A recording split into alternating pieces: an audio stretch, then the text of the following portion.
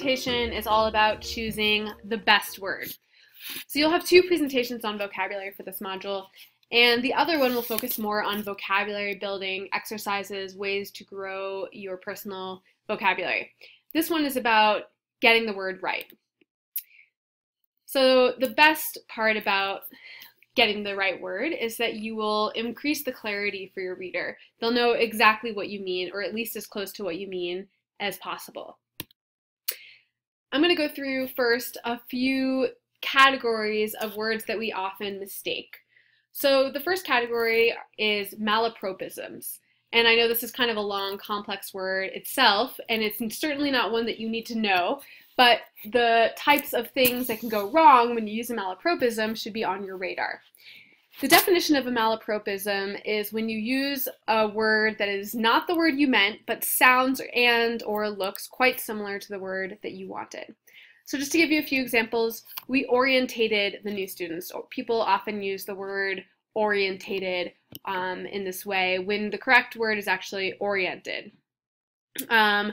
Another example would be further testing of the pesticide must be conducted by the state etymology laboratory. The word this writer was looking for was entomology, which refers to the study of insects. Etymology refers to actually the study of words and their roots. Another example, water has a density of 0.99823 grams per cubic centimeter at 1 atm of pressure. And in here we did not want the word destiny, but rather density. So this is just a simple rearrangement of letters, essentially gets you to the wrong word. And if you look through the news, you can often find examples of writers committing the crime of malapropism, as in this article, amphibious pitcher makes debut. What they were looking for was the word ambidextrous, which refers to the ability to use left and right hands with equal capacity. Amphibious refers to something that is like an amphibian, for example, like a frog. So you just want to be careful. This is something to check for in the editing and proofreading process, making sure that you got the right word. Other places where this often happens are homographs. So homographs are words that are spelled the same, they look identical, but they actually have different meanings. And these are just words to be aware of that you want to make sure that you're using it in their correct context. For example, minute and minute, different pronunciations, same spelling, different meanings. So a minute is a unit of time, minute refers to something that is very small. Obviously they're related, but not the same word. One is a noun, one is also an adjective. Then we have object, which can mean either a physical thing or even a component of a sentence, for example, or it can be a verb, giving the idea of protesting. And then we have close and close, spelled the same, sounds different, means different things. To close would be to shut something versus close, which is near. So just be aware of the different meanings of these words and make sure in presentations or verbal communications that you're pronouncing it correctly. Words that we often mistake in writing rather than oral communications are called homophones. These are words that sound the same typically. There might be very minute, to use that word again, differences between their pronunciations, but they are spelled differently and have different meanings. And this table shows some common ones. I'm not going to go through each and every one, but feel free to pause the slide, take a screenshot, or download this individual slide to keep near and dear if you know that you fall into this trap often of the homophone. But a few that are common are adapt versus adopt, especially when we're talking about things relating to environmental policy. Adapt would mean to change ourselves slowly over time, typically in response to different conditions. Typically, whereas adopt means to take on, for example, anything from a child to different behavior. So we would adapt to a new environment, but we would adopt new adaptation practices, for example. You could use both in the same sentence. A very common one is affect and effect. Not everyone knows that these actually mean different things. So when we talk about effects, an effect in terms of verb, we want the version with the A. So I affect change. This affected the way the government operated. When we talk about effects in terms of nouns, we want the version with E, effect. So the effects of this policy, for example. Go through the rest of these. I'm not going to review all of them right now, but make sure you know the difference. If you don't, look them up, or you can always email me or another instructor asking for more information or examples of how these might be used. Other words to keep in mind are words that have seemingly the same meaning but actually have a slight difference, and you always want to make sure that you're looking for or that you're using the most correct version of these nuanced terms. So one is different, which means not the same. It's more pronounced typically, versus various, which implies smaller differences within a same type or category or classification. Another one that is commonly confused is among versus between. So between should always be a comparison of only two things. You can try to remember that because the word two is almost within the word between. We have TW in the middle. So TW means we need two things. Among is a comparison of two plus things. So we need to have at least, you can use it with two things, but it's more common to use it with three at least, and typically a wide number of things. So you could say among different regions, for example. Amount and number. Amount refers to a quantity versus number is something that is actually countable. So you can say the number of, for example, studies that have been done about this versus the amount of research. Less corresponds more to amount and quantity versus fewer, which should correspond to something that theoretically could at least be counted. And this is more conversational correctness. Good and well are not usually words that we commonly use in academia, but because they're more colloquial, but you should know the difference that good is actually an adjective versus well is an adverb. So a common mistake in conversation that people make is someone will say, "How are you doing?" and they'll say, "I'm doing good." You cannot do good, you can do well, because do is a verb, and to modify it we need an adverb, not an adjective, which we'll get into later in this presentation. But just keep in mind the difference between these two. And this is a chart of commonly used words that have better words out there to be replaced with. And you'll often see these types of words being corrected in papers because they either are not saying exactly what you want them to say, or there are much more specific, more advanced words that can be used. So I'll just go through each one quickly. We often use the word as. We should only use as when we're making, or typically we should only use as when we're making a comparison. So this would be like an analogy or a simile. You could say the water is as scarce as snow in this region, for example. Or when we are talking about a person or an object in a certain role. So you could say, as a water engineer, I really enjoy studying data, for example, about rivers.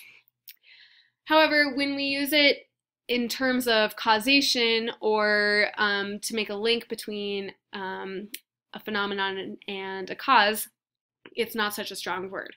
So we should instead try to use words like because, since, or due to when you're trying to establish causation. Another example is like. So we are often giving examples of what we're talking about in our theses and other papers, and like is an acceptable word to use when you're introducing some of these examples, but we don't want to use like continuously and over again.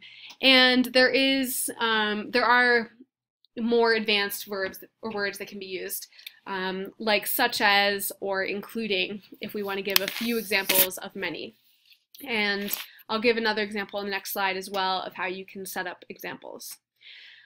Different is one of those words that is almost a throwaway word. I know we went through it before in terms of different versus various, but usually it's implied that there are differences among examples that you're giving. Instead, you could actually say, give just a couple examples of what different examples of this look like. So instead of saying, we studied different provinces in Pakistan, you could say we studied 6 provinces in Pakistan from Sindh to Punjab. So you could give a number or at least some sort of quantifier and then examples. So is another word that is pretty colloquial, pretty simple. If we can, we'd like to use a more advanced word when we're writing theses or writing grant applications or journal articles. More advanced words might be consequently, therefore, as a result, hence, thus. Those are all more advanced words that you can use that usually have a little bit more specificity to them. Very, Like different is also, in my opinion, quite a throwaway word. You're just amping up the stakes just a little bit. Typically, you can just let the adjective stand on its own and try to use a more powerful adjective, or you can actually give numbers or details that convey the scale or intensity of what you're trying to describe, rather than use the word very. Quite same category of word. You know, it might be something you can use in speech, verbal speech, but in a piece of writing, when concision is very important, quite really doesn't get much across. Instead, look for numbers or details or strong adjectives. Done or do in the present tense is a verb that is extremely broad, very simple. We really want to pick a more specific verb here. So if you're saying, I do my studies at Moot, sure, that's correct, but could you instead say, I pursue my studies at Newt, or I have achieved my degree at Moot? Just look for the most specific, best word for the job. Or if I did a study, instead you could say, I implemented, I executed, I accomplished. So pull up that thesaurus and try to find a more specific advanced verb. And another example in that vein is made or make. Instead, can you say, I produced, I developed, I designed, I created. Think about the context, try to find a better word. And these are just a few examples of many words that are simple and really could be replaced with more specific, advanced words. So the takeaway is always to be as specific as possible and to find the best word that's for the job. So in the slide previously, I talked about setting up examples with words like or such as, or including. There's also a way that you can set up a range of examples, and this is called a from to construction. So the original sentence might be, there are many industries that will benefit from our product, such as textiles, chemicals, and wastewater treatment. There's nothing wrong with this sentence, it's perfectly fine, but if you're setting up a lot of sentences this way with examples, which we often do to make our writing more clear and vivid for the reader, you can vary it by setting a from to construction. So here's an example of how we might do that. There are many industries that will benefit from our product, comma, from textiles and chemicals to wastewater treatment. So you could make this even longer and add more examples. You could say from textiles, chemicals, healthcare, and cosmetics to wastewater treatment and water treatment. You could make the list quite long this way with the from and to construction. But it's a nice way of giving a range. So you could, textiles is on one end of the spectrum. We're in the commercial business here, probably exports primarily, to wastewater treatment, which is a totally different industry. So it's a good way of giving a bigger picture of how your examples might play out in the real world. Other ways to get the right word might not be to actually replace the word, but to add in something that kind of qualifies the strength of it. So these are words like seem to, tend to, for example. So instead of saying children living in poverty do poorly in school or perform poorly in school, we can say seem to do poorly in school, tend to do poorly in school. So this is a way of modifying the strength of what we're saying. It's great if we don't have overwhelming data or 100% certainty about something and want to modify what we're saying a little bit. Seem to and tend to can help us in these capacities. These are, in the same vein, some examples of how you can strengthen or weaken your claim, for example. So instead of just simply saying something is caused by, if you're less sure about it, you can use a weaker form of the verb, such as contributes to or leads to. And the rest of this table has other examples. So validates is pretty firm, suggests is a little bit more subtle. Proves is pretty incontrovertible. Indicates, again, we're saying, oh, this might show something, for example. Triggers versus plays a role in or a part in. Accounts for versus correlates. That says there might be causation, but for now all we can say is that these two phenomena are appearing at the same time or in the same instance. Prevents versus reduces. Eliminates versus diminish. So especially in terms of solutions, that last one can be really helpful. We can't say that we're going to totally solve a problem, but we can at least diminish some of the impacts, for example. So think about the strength of the verbs that you're choosing. can you choose the most appropriate strength of verb for the job, for example. So there are also other modes of modifying, in addition to adding seem to or tend to, or choosing strong versus weak verbs. We can also use adverbs and adjectives to modify what we're saying. So we like to refer to adverbs as power changers. They change the power of a verb.